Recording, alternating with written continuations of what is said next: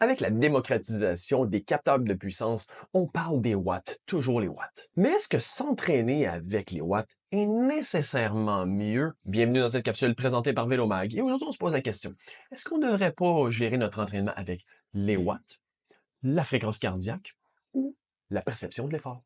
Bon, on va analyser les avantages et les inconvénients des trois. Commençons par les watts. Pour beaucoup, c'est le standard au sommet de la hiérarchie. C'est une mesure objective et c'est la seule réelle mesure qui permet d'observer de façon objective la progression. C'est un niveau d'analyse incomparable au niveau des forces et des faiblesses. Comme c'est réellement la puissance générée par le corps, ça isole tous les variables que les mesures de vitesse, de temps ou de rythme cardiaque peut amener comme variabilité. Parce que des fois, notre effort physique peut être plus élevé, même si la vitesse ou notre temps est plus bas en fonction de plein de facteurs comme l'équipement ou même la température ou le revêtement. Évidemment, un de ses désavantages est qu'il est assez coûteux. Et son avantage d'être une mesure externe peut aussi en même temps être un désavantage de ne pas être une mesure interne. Parce que finalement, elle ne s'adapte pas et ne varie pas en fonction de d'autres paramètres, comme disons la fatigue. La précision et la variabilité au niveau des données peut être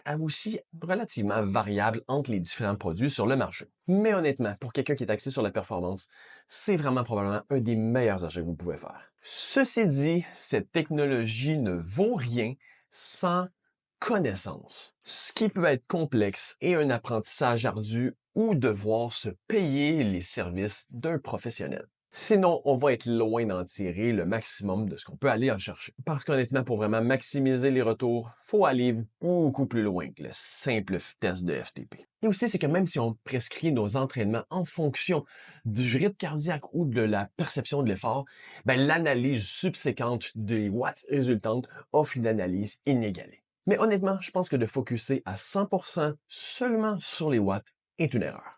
Le deuxième, c'est la fréquence cardiaque, qui en fait est une mesure de travail interne à l'intérieur du corps plutôt que d'une mesure externe de résultante. Elle est évidemment influencée par d'autres facteurs externes, comme le niveau de forme, la fatigue, la température extérieure ou même la nutrition, ce qui en fait sa force et sa faiblesse. C'est peut-être débattable, mais je trouve que la fréquence cardiaque est probablement un meilleur outil pour vraiment rentrer dans une zone précise si on fait de l'entraînement en endurance comme du zone 2.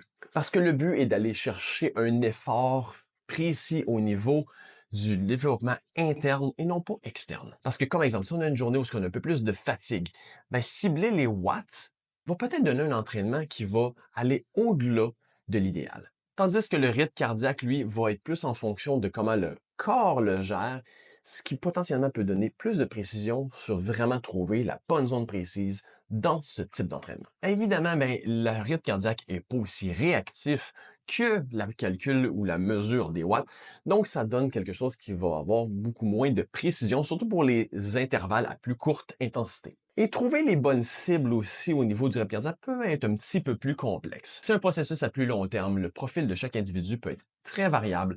C'est quelque chose de beaucoup plus complexe que simplement faire le 220 moins son âge, qui serait la FC max, et vraiment juste d'appliquer un calcul qui ferait pour toutes les autres. Aussi, son problème, c'est que ce n'est pas une mesure de progression. Donc, si notre forme augmente, il ne va pas avoir de variabilité en termes de rythme cardiaque plus élevé ou plus bas. Ensuite, on a la bonne vieille perception de l'effort. Moi, personnellement, même si j'ai un capteur de puissance et un cardiofréquencemètre, à ce point-ci, je fais vraiment principalement mes entraînements en ciblant la perception de l'effort. Pour être honnête, je roule même plus d'odomètre la majorité du temps. Je m'entraîne en ciblant une perception de l'effort, mais je fais l'analyse post avec la fréquence cardiaque et les watts. Ce que je trouve qui est beaucoup plus constructif que l'inverse, c'est-à-dire de cibler un intervalle avec un nombre de watts et par la suite y donner une perception de l'effort. Parce que ce processus-là inverse est beaucoup plus complexe et difficile à noter et à vraiment en tenir le compte. Aussi, ma perception va être ajustée en fonction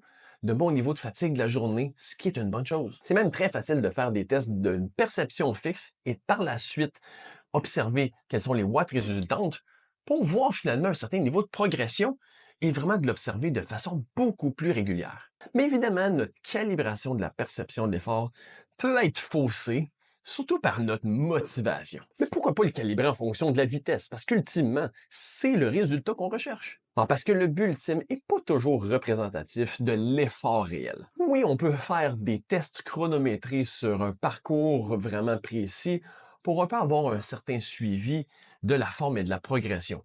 Mais encore là, il va y avoir des choses qui vont manquer potentiellement de précision. Est-ce qu'on a gardé la même position? Donc, est-ce que notre résistance aérodynamique était la même? Est-ce que tous les autres facteurs techniques étaient les mêmes? Est-ce que la densité de l'air et le vent étaient dans les mêmes conditions? C'est tout ça qu'évidemment, les capteurs de puissance peuvent isoler. Et vous, quel est votre outil de mesure de prédilection pour calibrer votre entraînement? Laissez-moi ça dans les commentaires et je vous dis à la prochaine.